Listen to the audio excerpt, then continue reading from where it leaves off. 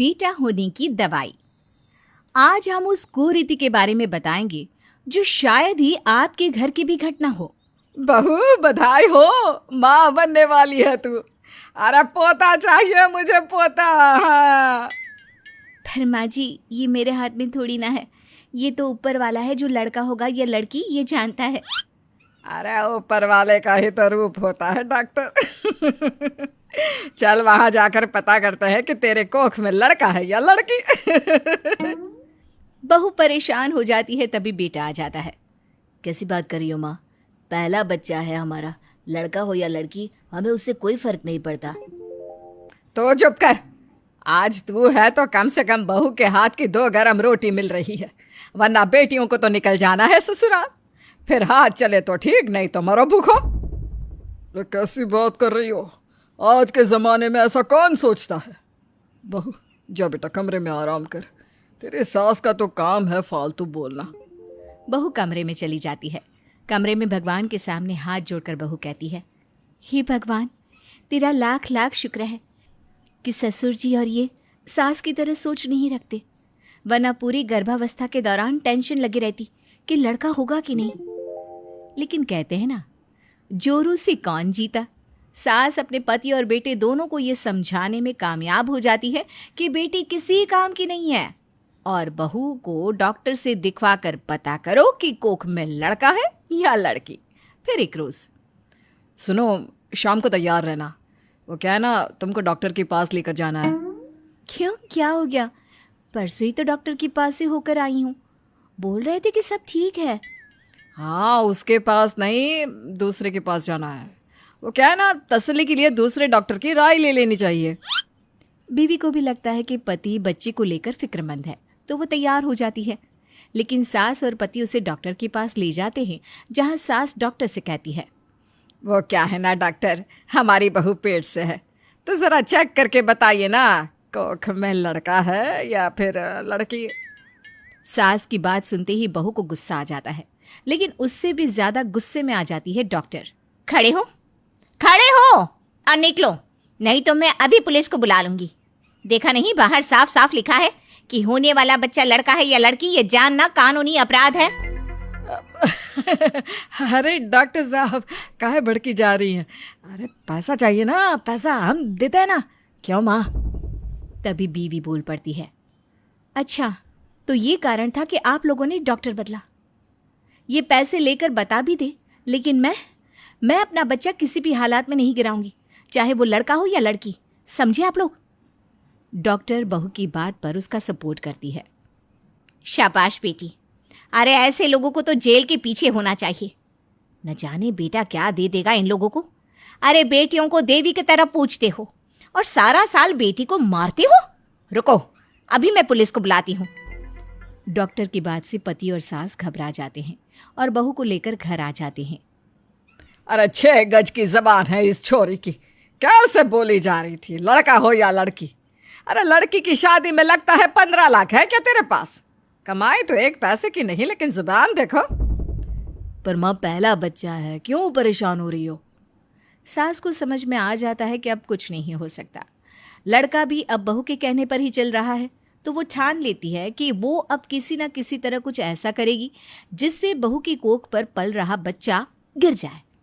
सास अपनी माँ को फोन करती है।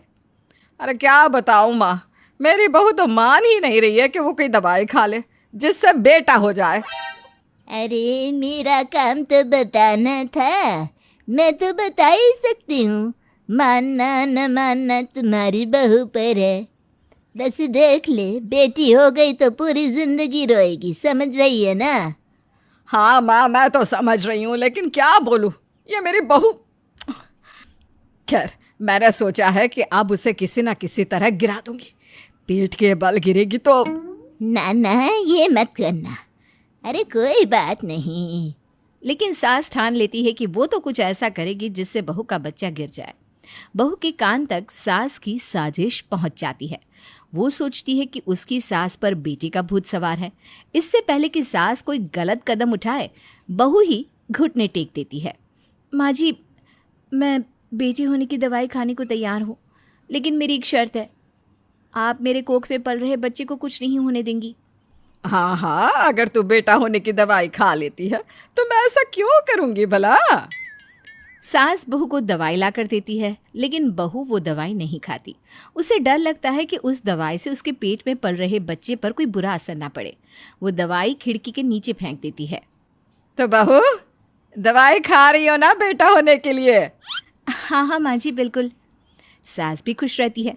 वो बहू के खाने पीने का ख्याल रखती, उससे कोई काम न करवाती और पूरे मोहल्ले में गाती फिरती।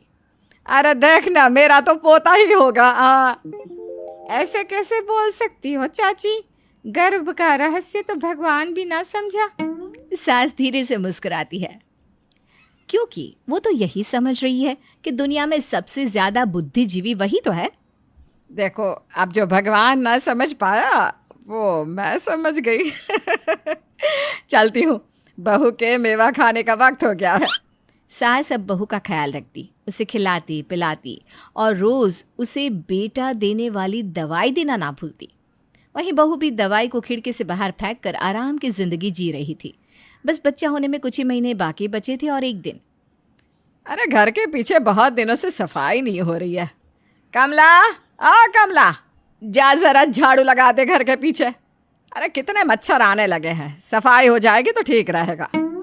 काम वाली जो सास की चमची थी झाड़ू लेकर पहुंच जाती है घर के पीछे, लेकिन ये क्या, हाय रे दैया, बहू की खिड़की के पास दवाई, वो भी इतनी सारी।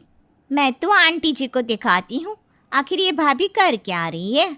बस अब तो बहू की पोल खुलने ही वाली थी। बच्चा होने में 2 ही महीने बचे हैं और बहू ने लड़का होने की दवाई तो खाई ही नहीं। नौकरानी सारी बात सास को बताती है। सास दवाई देखती है तो आग बबूला हो जाती है। वो समझ जाती है कि बहू ने उसकी दी गई दवाई खाई नहीं, लेकिन अब क्या, क्योंकि अब तो बेटी होगी, जो कि सास को कतई नहीं चाहिए। बहू, बहू। जी माँ जी, क्या हो गया? वो आज आपने दवाई नहीं दी है, मैं आपके पास ही आने वाली थी। तेरा नाटक खत्म हो गया। ये देख, ये जो दवाई तूने बाहर फेंकी थी ना, वो सब मेरे पास है। अब बता क्या कहना है। बहू डर जाती है, परेशान हो जाती है कि ये क्या, अब वो क्या करे। देखिए माँ जी, गुस्सा मत हो, मैं बताने ही वाली थी कि क्या क्या बताने वाली थी तू? कि तू दवाई वक्त पर खा रही है? अरे अब जो लड़की हुई ना, तो तू इस घर में नहीं रहेगी। मैं तो बोल रही हूँ कि तू अभी से अपना सामान बांध ले, क्योंकि अब तू इस घर में रह ही नहीं सकती, समझी? बहू डर जाती है, परेशान होकर ससुर के पास जाती है। देख बहू, तूने तेरी सास की बात ना मानकर गलत किया है। अब हम भी तेरे लिए कुछ नहीं कर सकते। पति भी पास खड़ा था। तुमने माँ को धोखा दिया। अरे अब तो मुझे भी बेटी की आस हो गई है। बेटी को लेकर अब मैं क्या करूंगा? हाय रे, अब क्या?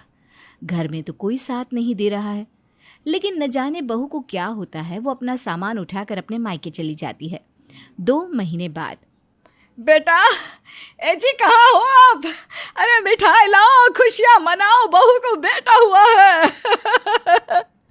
अरे वाह वाह वाह, ऊपर वाले ने सुन ली, वरना बेटे की दोबारा शादी के लिए लड़के देख देख कर थक गए थे हम तो। हाँ, मैं तो मेरे बेटे से मिलने के लिए मरा जा रहा हूँ, जल्दी से चलिए माँ। सभी अस्पताल जाते हैं, जहाँ बहू के आसपास उसके माता पिता खड़े होते हैं। अरे मेरी लाडो, लगता है 16 सोमवार किया था तूने मेरे बेटे के लिए, तभी बेटा हुआ तुझे।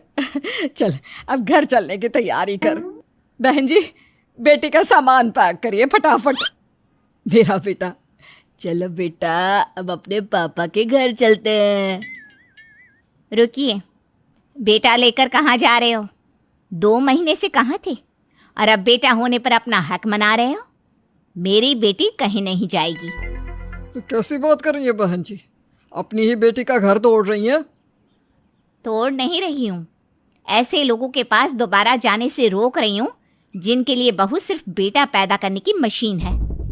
माँ, इन लोगों को बोलो कि यहाँ से निकल जाए, मेरे सोने का वक्त हो रहा है। अरे कैसी बात कर रही हो? मैं तुम्हारा पति, इस बच्चे का पिता हूँ। तो उस वक्त कहाँ थे जब मैं पेट में बच्चा लेकर अकेले घर से बाहर निकली थी? मुझे अब वापस नहीं आना। बेटा या बेटी माँ बाप के लिए बोझ तो नहीं हो सकते। माँ जी, आप भी तो बेटी हैं, क्या आप भी बोझ थी अपने माँ बाप के लिए? सभी समझ जाते हैं कि उनसे बड़ी गलती हुई है। वे वहाँ से चले जाते हैं।